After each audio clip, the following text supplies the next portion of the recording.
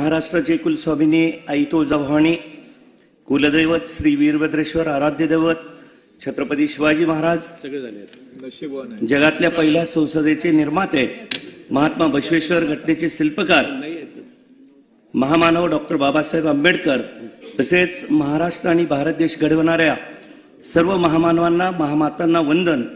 माझे गुरु, माझे आजोबा कैलासवासी कासया स्वामी गुरुजी, माझे आई वडील, तमाम उमरगा लोहारा विधानसभा मतदारसंघातील जनतेला विनम्र अभिवादन।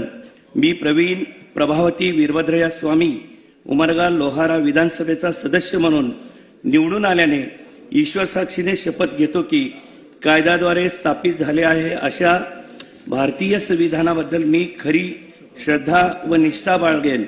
भारतीय सार्वभौमता व एकात्मता उन्नत राखेन। आता जे मी कर्तव्य हाती घेणार